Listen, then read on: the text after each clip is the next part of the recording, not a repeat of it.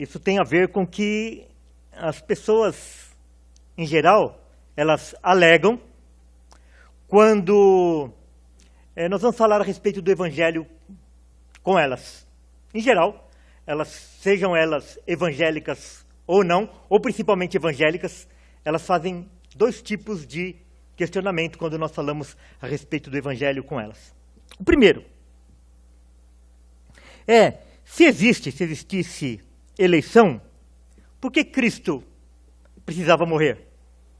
Que é o tema da nossa mensagem dessa noite. E o outro questionamento que eles fazem é o seguinte: se existisse eleição, por que pregar o Evangelho? Que nós falamos a semana passada. Então, se existisse eleição, por que precisar pregar o Evangelho? Se Deus vai salvar todos os seus eleitos. E daí nós lembramos, né, daquele alerta de Deus através do profeta Oséias, registrado lá em Oséias 4:6.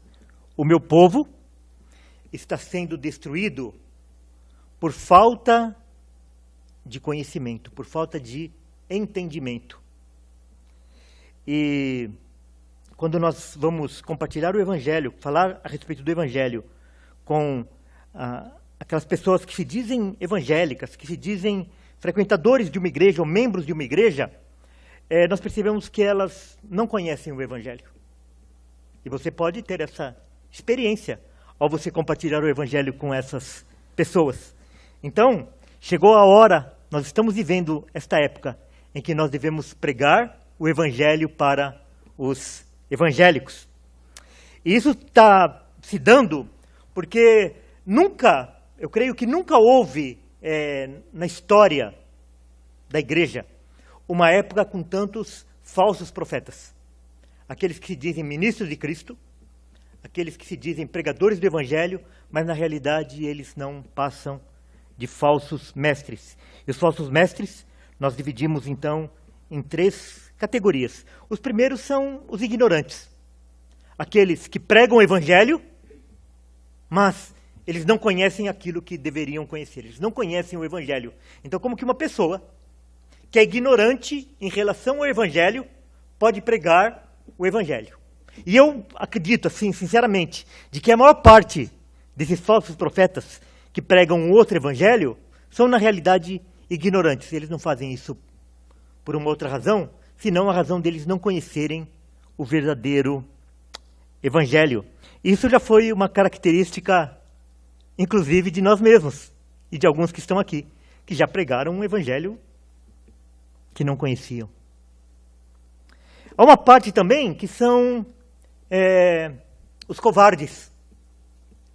Eles têm medo de pregar o Evangelho, o verdadeiro Evangelho, e com isso desagradarem o auditório, desagradarem aqueles que o seguem, desagradarem os seus pares e desagradar o povo em geral.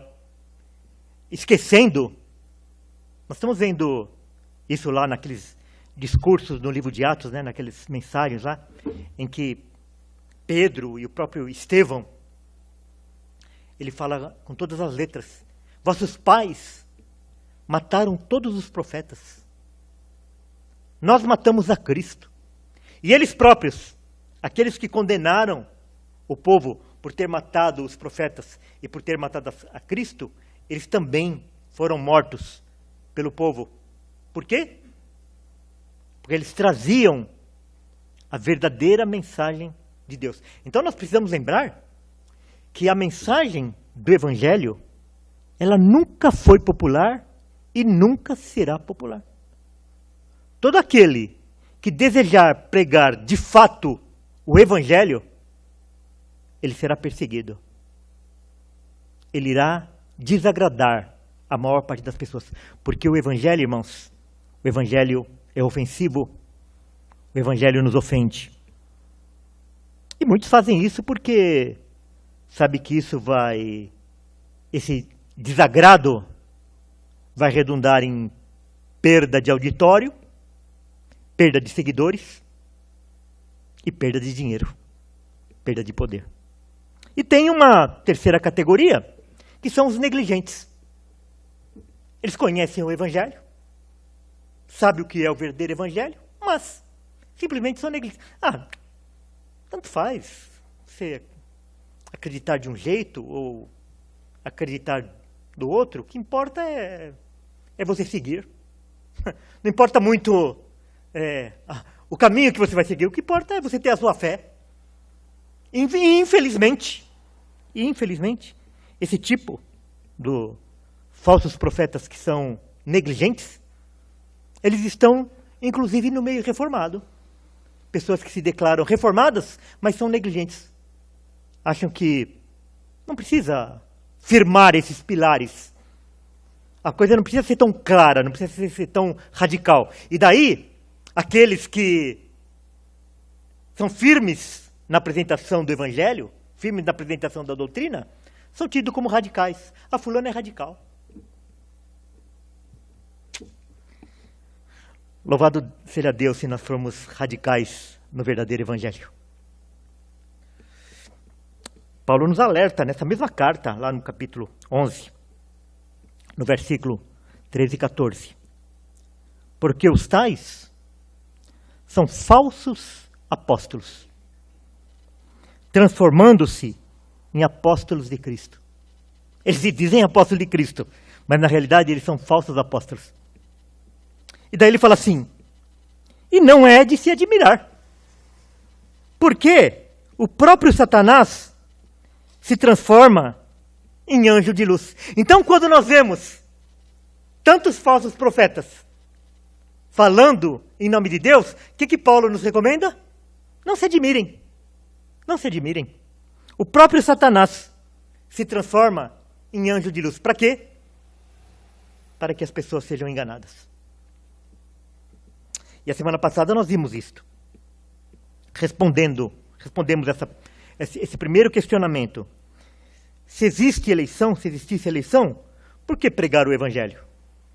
Então, embora nós acreditemos na eleição e que todos os eleitos de Deus, todos os escolhidos de Deus vão se salvar, por que nós devemos pregar o Evangelho? Porque quem ama Cristo fala dele apenas pela alegria de falar. Nós temos prazer em falar a respeito de Cristo porque nós amamos a Cristo.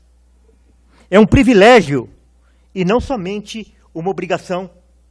Os anjos queriam ser incumbidos de falar a respeito de Cristo, mas isso foi algo que foi nos concedido, esse prazer de nós falarmos a respeito de Cristo. Por obediência, o Senhor mandou que nós fôssemos suas testemunhas e levássemos o seu Evangelho a todas as partes da terra. A mesma palavra que serve para a salvação, ela também serve para a condenação. Então, quando nós levamos o Evangelho para uma pessoa, ela pode ser salva por receber o Evangelho, mas ela pode ser também condenada por aquele mesmo Evangelho, porque ela ouviu o Evangelho e recusou o Evangelho.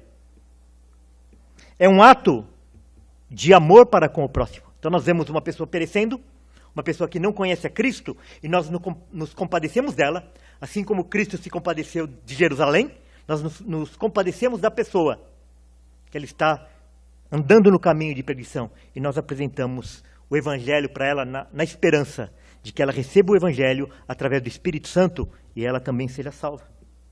Nós pregamos porque a pregação é o meio que Deus escolheu para chamar os seus eleitos. Os eleitos de Deus serão chamados através da pregação do Evangelho. Eles não serão chamados através do seu modo de vida, nem através de profecias, nem através de milagres, nem através de sinais. Mas eles serão chamados através da pregação do Evangelho. E, finalmente, nós pregamos porque nós não sabemos quem são os eleitos de Deus. Então, como nós não sabemos quem são os eleitos de Deus, nós pregamos para todas as pessoas e deixamos o encargo da frutificação para o Espírito Santo de Deus. E hoje nós vamos responder esse segundo questionamento. Se existe eleição, por que Cristo precisou morrer? Por que Cristo morreu se todos os eleitos serão salvos? E antes de nós aprofundarmos nesse assunto, eu já gostaria de dar a resposta. Uma resposta simples, que bastaria, nós poderíamos encerrar esse assunto aqui. Cristo precisou morrer em favor dos seus eleitos, porque Deus é um Deus santo, santo e santo. Essa é a resposta. Cristo precisou morrer porque Deus é um Deus santo